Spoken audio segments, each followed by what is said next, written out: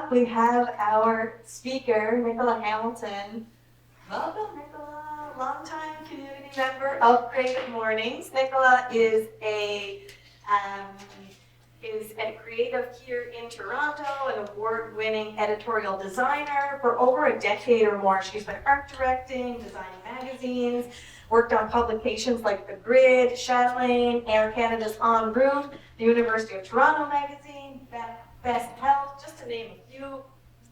She's also a part-time design educator at George Brown College, a school of design, and she's the president of the Association of Registered Graphic Designers, a certified RGD, and an active board member. She maintains an artistic practice via The Scaries, which is an exploration of the emotional realities of being creative, and has presented a handful of talks on this topic.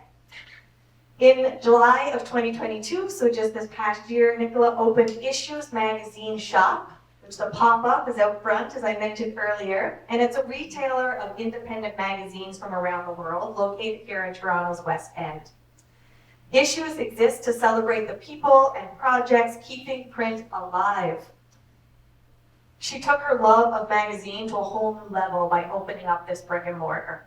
And it celebrates the people and projects that she's connected to that keeps this art and this creative endeavor alive.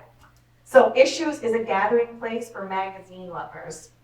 And Nicola hopes that this space, this clubhouse of sorts, will be a catalyst for innovation, collaboration, and a new generation of independent media in Canada.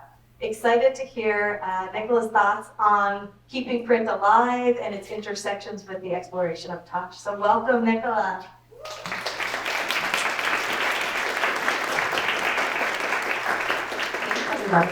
Give me a second just to get our slides switched over.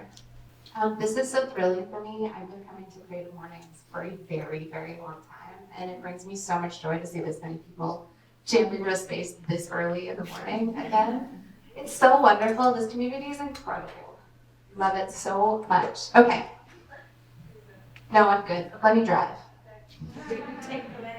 Hi, everybody. It's such a pleasure to meet you all. Thank you. Where are you? Thank you for that introduction. Thank you, Carla. Faye, that was amazing. Thank you for welcoming us into this space. So, as Carla mentioned, my very, very long bio, I am one of those annoying, multi-hyphenated creatives. I have far too many job titles. Every time I write a bio, I shake my head at myself. In my professional life, I am a textbook Aries, bold, very ambitious, and always willing to find a new way of working. My formal training is in graphic design. So as Carla mentioned, I worked for publications like this. If you were here in the city in this brief moment between 2011 and 2014, you might recognize The Grid, a much beloved city weekly that is no more. Publications like this, the 100-year-old women's title. Everybody's grandmother and mother probably has copies of this laying around. And I was fortunate enough to work on a big redesign with Chatelaine in 2015. Yeah. And currently I work for Best Health as an art director part-time. Best Health is owned by Reader's Digest. We work on women's health stories, lots of science. But I've also designed a whack of layouts. I actually went and looked ahead of this talk to see how many issues, like how many physical publications I had designed in my 10, 12 years working in the industry, and it's about 200, more than half of which were The Grid. It was a weekly. That schedule is bonkers. So this is from formerly known as Ryerson University Magazine, now renamed Illustration by Gracia Lamb, who's a Toronto-based illustrator. From Chatelaine, some incredible photography by Eric Putz, some wonderful type by Nim Ben Rubin. I commission a lot of artwork, so I work with photographers and illustrators to get the artwork that we put into the magazines come to life. Allie Reeves drew this little cycling illustration. There's a wonderful wheeling grandma in a cowboy hat later in this package. Allie sneaks a cowboy hat into every single story we've ever worked on together. To projects like this. I am also an artist, making work like this and this as a way to talk about this. So these are pieces from a project called The Scaries. some of you may have encountered in the last few years. It's something I've been working on and off since about 2017 in collaboration with illustrator Leandros Nancy. And this series explores the emotional realities of being creative, looking really hard at the feelings of imposter syndrome and negative self-doubt. It's not something I'm talking about today, but I'm putting it out there that we all feel this way. I have asked many creatives, and we all have a version of this in the back of our minds. And then, as Carla mentioned, I'm also the president of the RGD, the Association of Registered Graphic Designers, which is a national body here in Canada.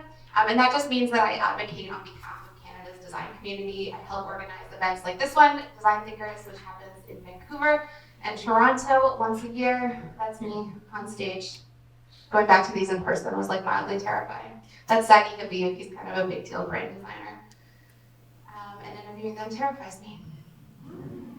And through RGD, I also help create resources like this one, and this one, and I teach design part-time as well at George Brown. So that's my many, many job titles.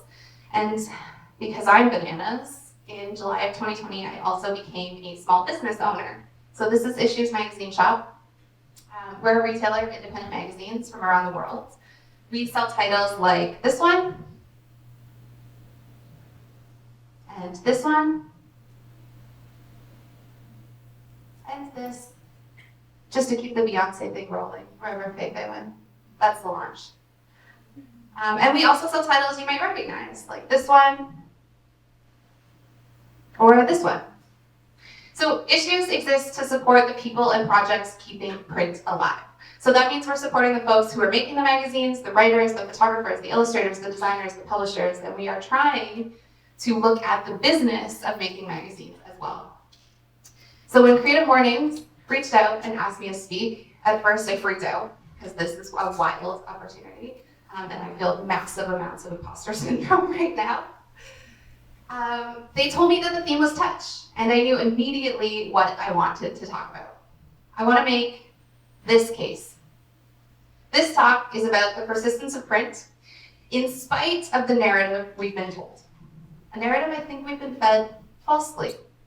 So I'm going to give you a whole bunch of reasons why I think that's true, and then I hope to open this up to some questions, because that's the best part of being here in community.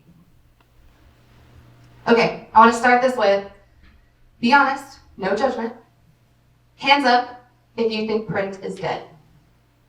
Not one? Holy shit. Okay, hands up if you read something in print this week.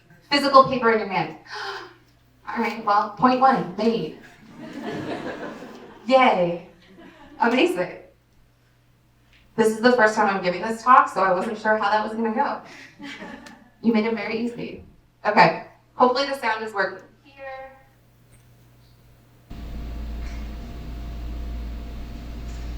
Very handy, I can tell. I bet you like to read a lot, too. Print is dead. Oh, that's very fascinating to me. I read a lot myself. Some people think I'm too intellectual, but I think it's a fabulous way to spend your spare time. I also play racquetball. Do you have any hobbies? I collect spores, molds, and fungus. Does anybody recognize that movie? Yeah, it's the original Ghostbusters, which was released in 1984. That's the same year that Apple released the Macintosh computer. So Egon isn't talking about print being dead at the hands of the internet. Egon's actually talking about television. 1984, way before Facebook, way before Twitter, way before Reddit. But in 1984, CNN had just launched the 24-hour news cycle. MTV had just started playing music videos and really influencing pop culture in a major, major way. So this is one of the earliest examples I've been able to find, and I promise you, I dig for these often. One of the earliest examples I've been able to find of this statement in the zeitgeist. Print is dead. 1984. In 1984, in general, we were just spending more time in front of a screen than we ever had before. Again, same year that Apple introduced the Macintosh computer. I love showing this clip because we have been convinced or told or fed this narrative that print is dead or dying for 40 years. For 40 years, print's been dying. MySpace only existed for 5 years. Print's persistent. It carries on. And there's so many reasons for that. Okay, We can't talk about print without talking about this guy. This is Johann Gutenberg. Johann Gutenberg was a craftsman, a goldsmith, a printer in Germany around 1440, and he's widely recognized as the grandfather of the print revolution. 1440, it's a long time ago. He invented this thing, which is called the movable type printing press. It is a method of printing that involves the arranging of individual letters on metal plates, sort of like our common understanding of a letterpress printing machine these days. Similar. Sidebar here, Gutenberg is widely recognized as the grandfather of print revolution and the creator of movable type printing press, but similar presses were already being used in East Asia and probably other parts of the world as well. It's Gutenberg's that sort of took off and was introduced to other parts of the world, specifically North America. So just that little sidebar. And I'll spare you the really nerdy design stuff, but the printing press changed the way society evolved. Before the invention of movable type, books actually had to be copied by hand, one at a time. So they were hugely time-consuming to make and hugely expensive because they were hugely time-consuming. Movable type allowed us to start sharing knowledge more broadly. All of a sudden, we could disseminate information quickly and affordably. Prior to its invention, knowledge was really just for the academic, for the rich, and for the religious. We mostly made Bibles. So this idea of disseminating information quickly and more affordably sounds a little familiar? Yeah?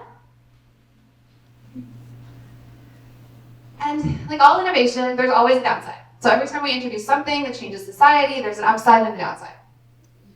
Printing press is no different. Some people argue that by promoting literacy, the printing press undermined the Catholic Church and disrupted European religious culture. It shifted the power to the people and ultimately started wars. Does that sound familiar? Okay, don't get me wrong, for all of this endless fuckery, I am deeply, deeply grateful for the internet and the way it has shaped our society.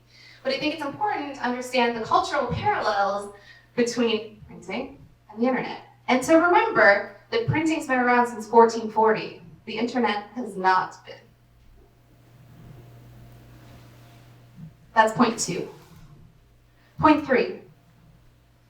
There's this amazing quote by British author and actor Stephen Fry. Books are no more threatened by Kindle than stairs are by elevators. It's in this Twitter thread from, I don't know, forever ago, 2009, the early days of Twitter. And sure, he's talking about physical books, I'm talking about magazines.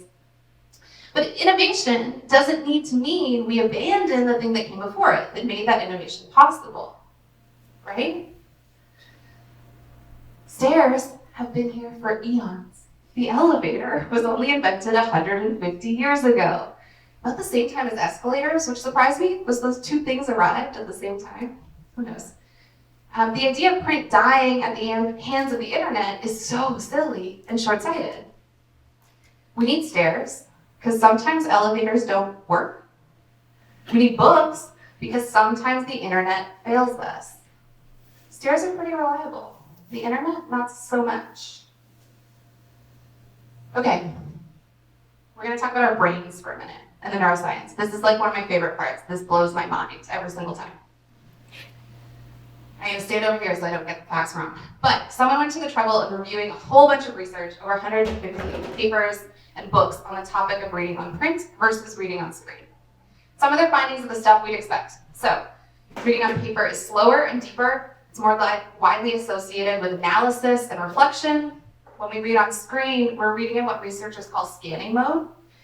We're moving quickly and we're actually looking for specific information. We're absorbing very little outside of the thing we're looking for. Paper-based reading benefits from more focused attention and less distraction compared to reading on the screen, not surprising. It also comes with less anxiety related to the threat of interruption, multitasking, and the general cognitive load. Okay, those are things that I think we're talking about as a society, right? The difference. Okay, here's the stuff that blew my mind. Paper-based reading is widely associated with better transfer to long-term memory and clearer comprehension. Memory and comprehension from paper-based reading is likely enriched by the multi-sensory experience of holding and manipulating paper.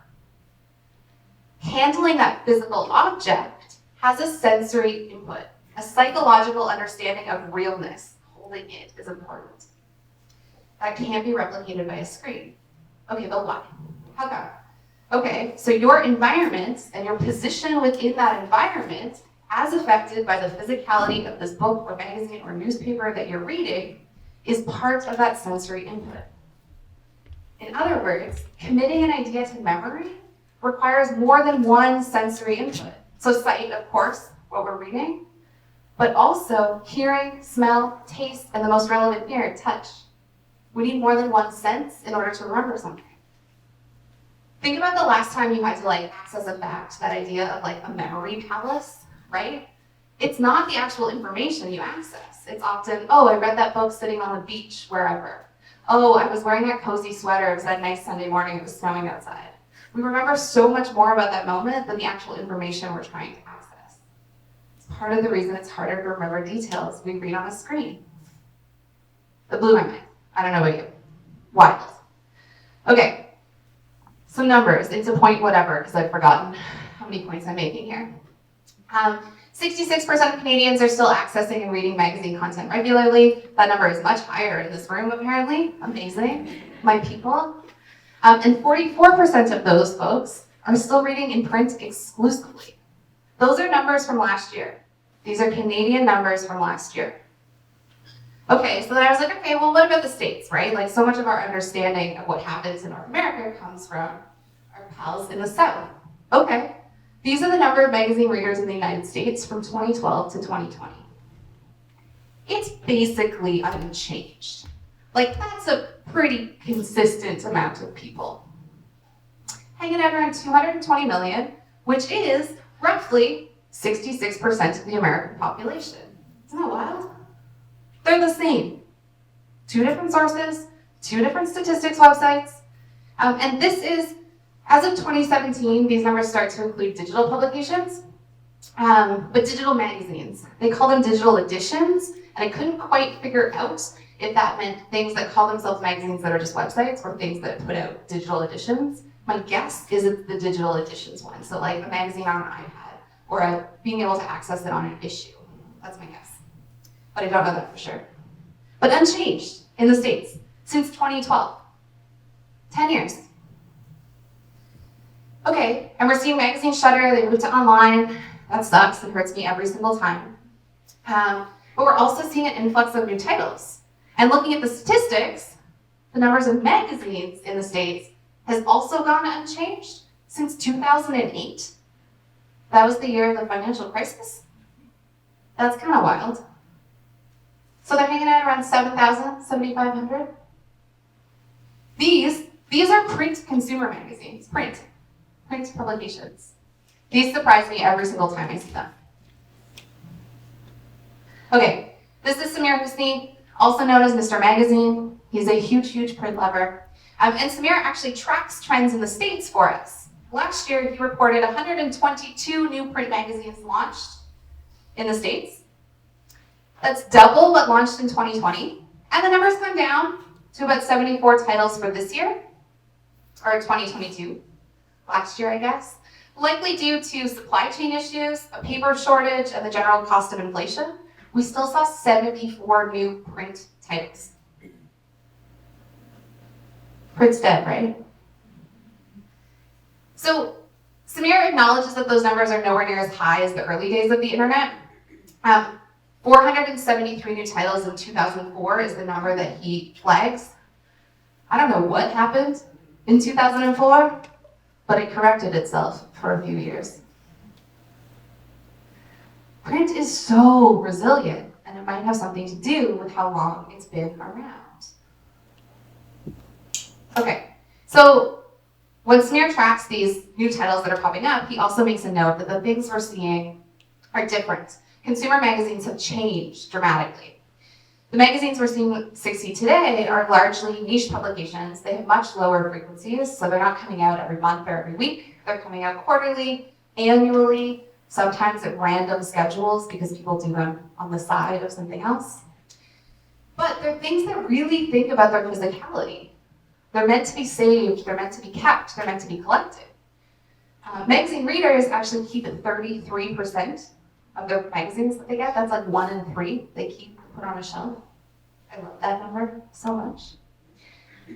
Magazines have always been these incredible tools for disseminating information. They gather niche communities around an idea or a set of ideas, and they document a very specific cultural moment in time. The best ones do, at least.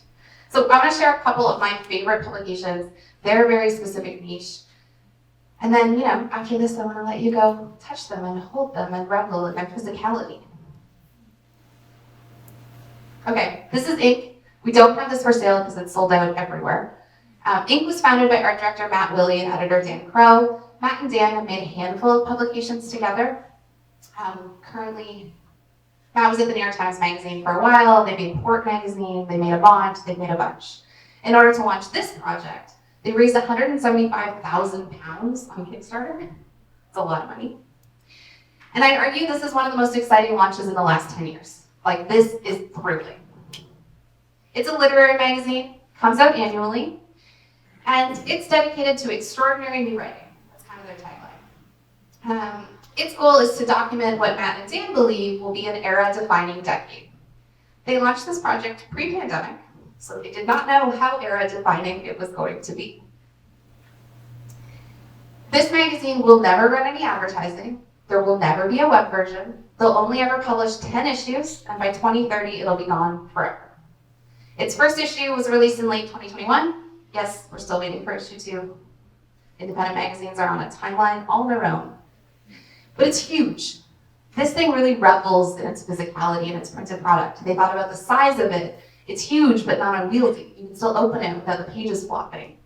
It has these incredible pullouts for photos that were too long to fit in their portrait-sized pages. It changes paper stock, glossy to matte. And Matt's just an incredible designer on top of that.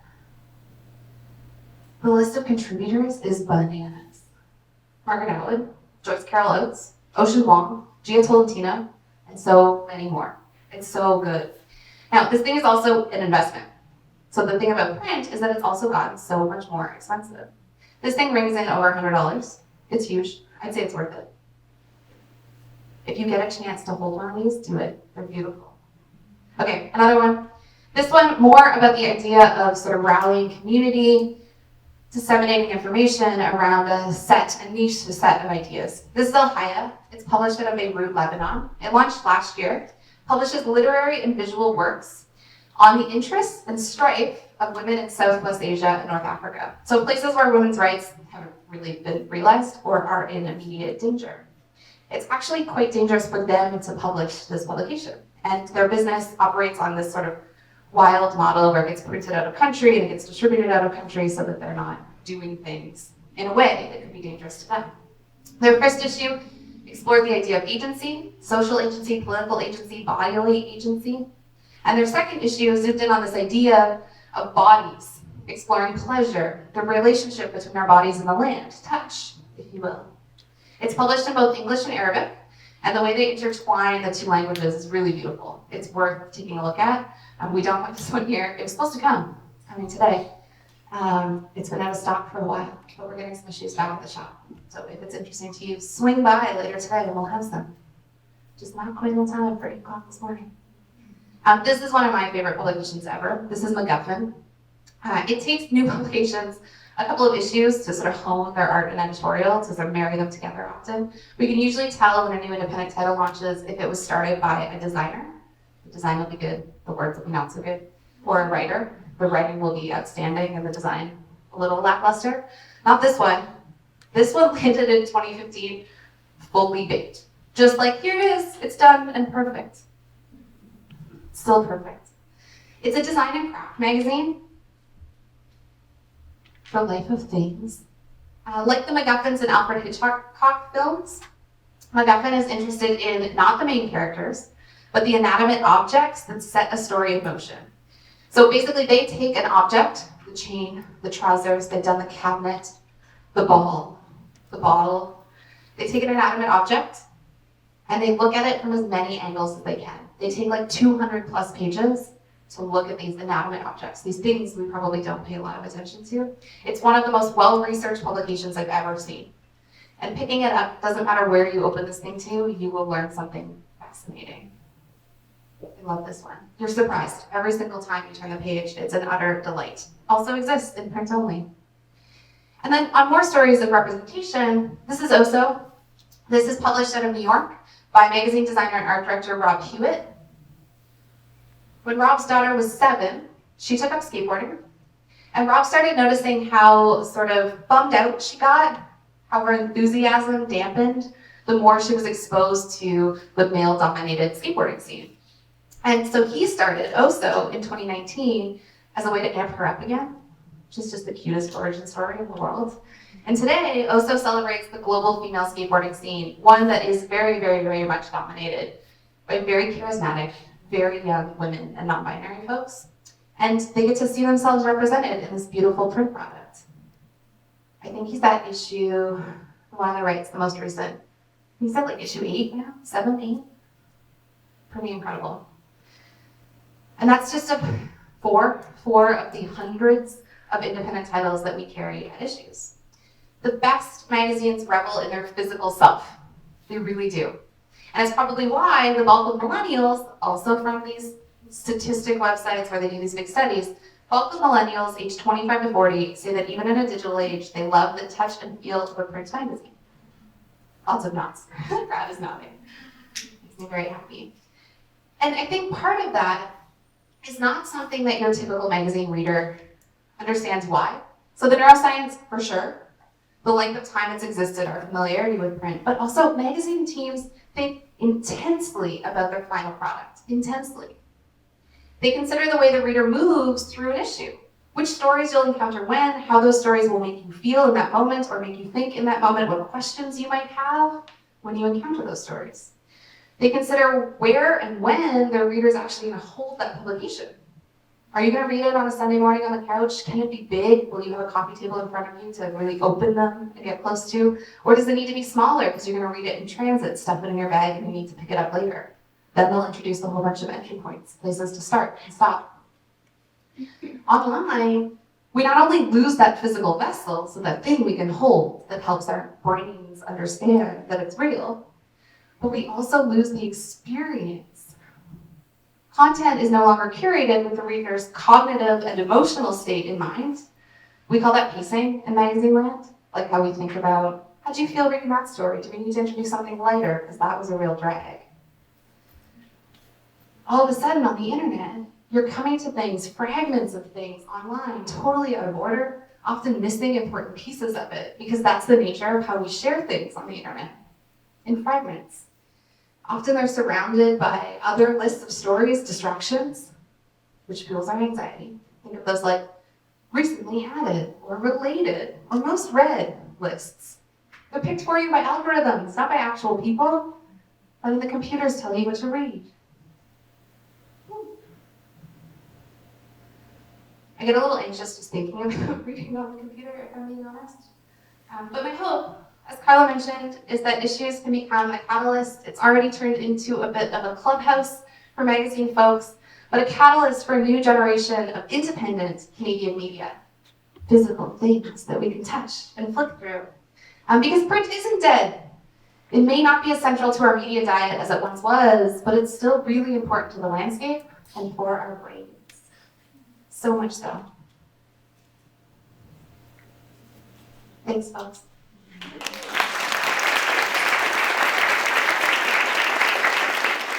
So, let's give it up one more time.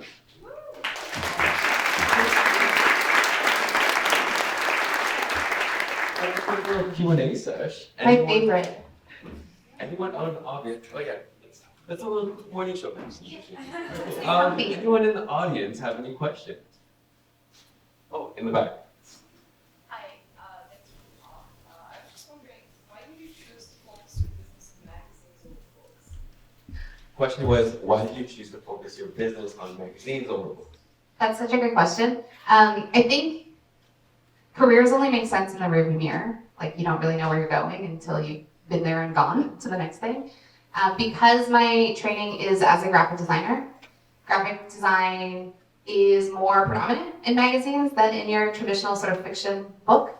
There definitely are art books, and it's something that Issues thinks often about whether or not we want to bring art and design books into our offering. We don't actually have the physical space for those right now. I'm not sure if that answers your question, but I think my experience had been in magazines up until this point. Opening Issues was a response to a problem I saw in the industry. So I love the magazine industry so much. Some of my closest friends came from those jobs, and I know how much magazine folks love what they do. And this narrative, I believe it to be a false narrative that print is dying, I think is somehow related to exposure. The business of magazines is pretty messed up, especially here in Canada. Distribution, total nightmare. We have a big geography. Getting things around the country can be really challenging. And like most of the industries here in Canada, there's a big duopoly. So two big companies who sort of tell us what the terms are. So we're trying to do things a little different and working with them as little as possible. But I looked around at the industry and sort of thought that this idea had to do with exposure. It was really hard for us to get access to publications like this. You often had to spend as much as the cover price to just ship it here as a single issue. And you couldn't actually find them to see physically. So many of these publications were their first Canadian stockist. So they haven't actually had a physical location to send readers to prior to the opening of Issues in the entire country, which is kind of wild. Yeah. And so for me, it's an experiment. It's an experiment seeing if we can do things differently, if we can expose folks to all of the incredible projects that are happening. And I think doing that physically is important, like letting people look through them and touch them is so valuable. Does that answer your question at all? Yes, thank you. Okay. In the back. Thank you. Great talk. You work with great portfolio and a great blue mic there back, so nice to have. Two things, one practical, one reflective. When I was a student at OCAD and later teaching there, the prognosis for print was probably a bait, but the stuff that remains because of the struggle that is required to put into it because online is so much easier. Is it though?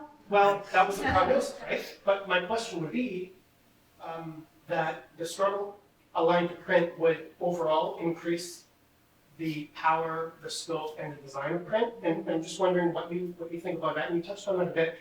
And the more reflective thing is, it's a lens that I put into my design now, is the term the hypernormal, which comes from Adam Curtis's film of the same name, which he was studying the collapse of communism and the fact that the leaders knew they had no control.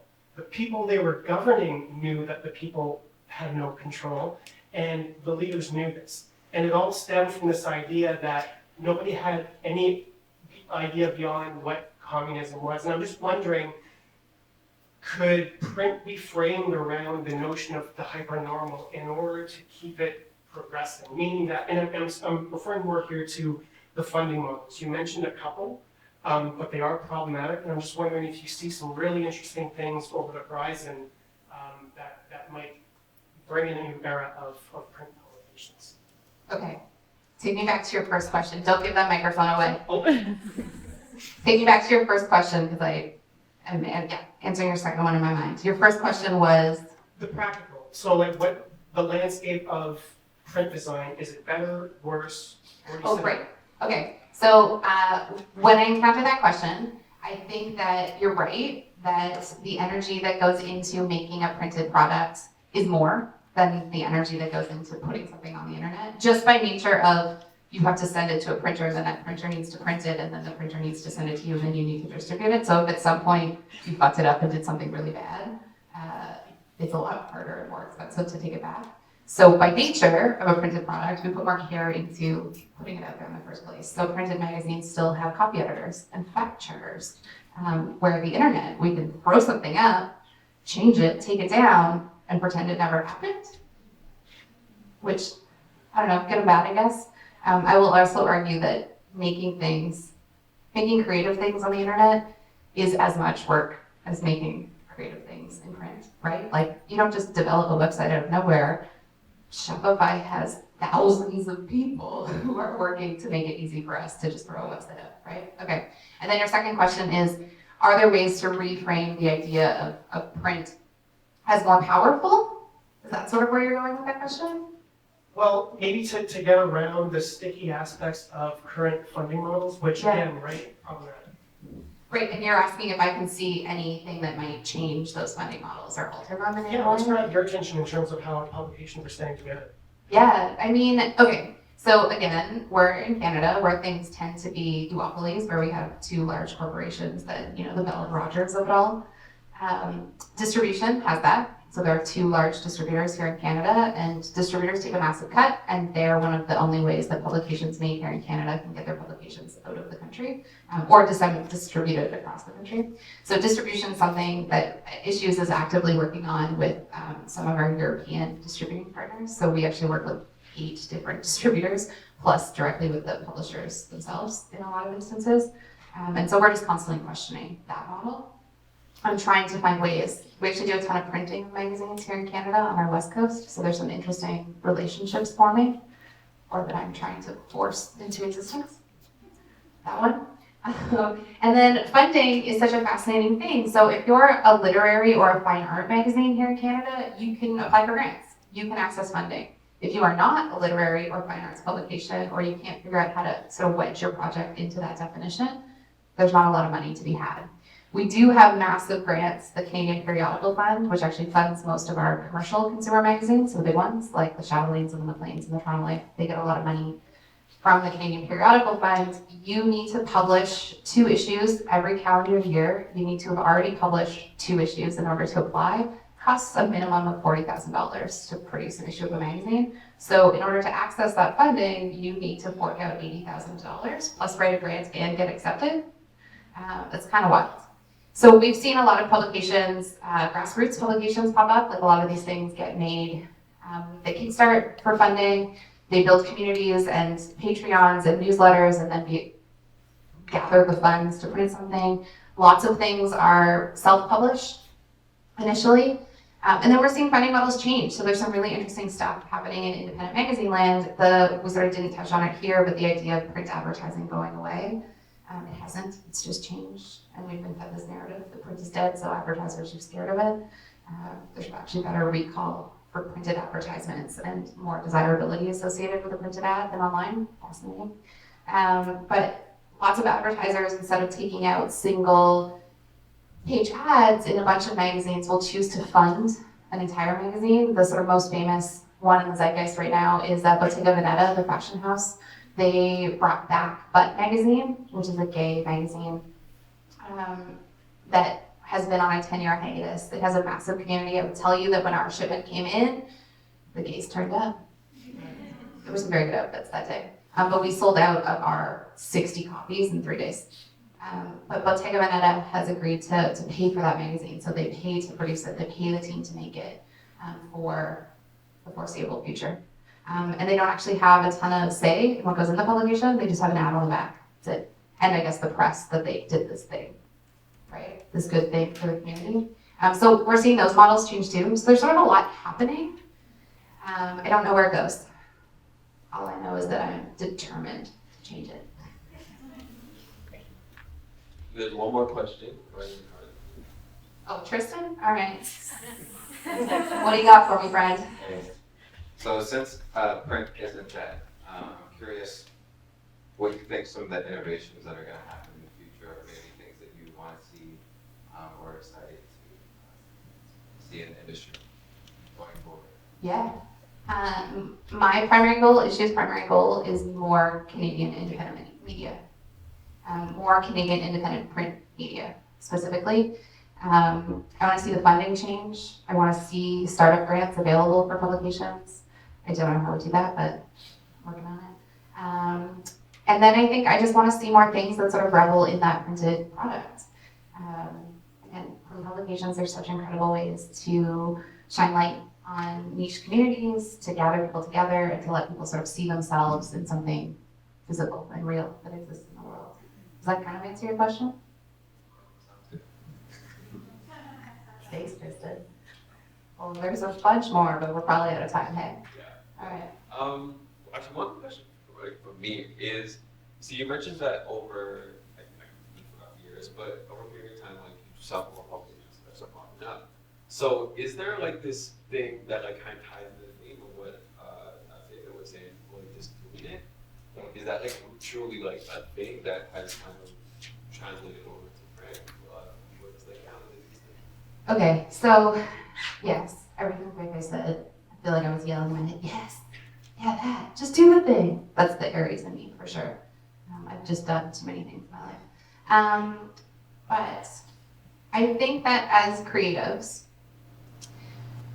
most folks don't get into creative fields because they wanted to make money, right? Like most of us went to design school, for example, because we were like, ooh, I can be an artist, but not a starving artist, right? So there's that like thing. Like the initial instinct that got us into this industry, this creative industry, probably wasn't one of capitalism, right? But then we get here, and our job is to realize other people's visions, right? Like we get here, we sit down, and all of a sudden, like there actually isn't a ton of our own creativity coming into it. We've got the business problem in our mind, and we're trying to solve that. I think a lot of publications, print publications specifically, pop up where people get sort of fidgety in that space. Like they need to do something for themselves. They want to say something for themselves. They want to put something out into the world that reflects them or their community. I think that's where a lot of them come from. So a lot of independent publications are things that people do on top of their day jobs. So things that people do on the side because they're really fun. I'm thinking of Holly Catford, who works for Esterson and Associates in London, England. Holly makes like 3 or 4 magazines in her day job. And then she also makes 3 or 4 magazines on the side. One of them is a food magazine called Pit, started as a barbecue magazine. And it's just silly, right? Like it's just an opportunity for them to do things for them without the sort of looming feedback of a client. So I think that's where a lot of them come from, right? Like a desire to make something for yourself or for your community or your people. Yeah, gotta keep in touch. Yeah, Gotta keep in touch. gotta keep in touch. Yeah, with yourself and your community. With less anxiety from the internet. Right. So, can you just tell everybody again, like, what's the shop's name, where is it, and how can they came to Louvre? Sweet. Okay, so we are Issues Magazine Shop. We are at 1489 Dundas Street West. That's at Dundas and Dufferin in the West End. Our inventory in store is exactly the same as our inventory online. We are online at issuesmagshop.com. You can buy stuff there. We ship across the country, into the States, other places too, internationally mostly. So you can catch stuff there all the time. And then we've got a cute little pop-up. Doors closed, so Mitchell can't hear me. But say hi to Mitchell. So there's lots of stuff you can flip through there. We tried our best to pick things that really do like revel in it. Hi, Mitchell. We tried to pick things that really do sort of revel in their printed selves. Some fun things to touch. Lunch Lady has this incredible linen spine. Some of the titles I talked about are here. Newsprints back in some instances. That's kind of fun. If anyone knows the grid, I have a real affinity to newsprint.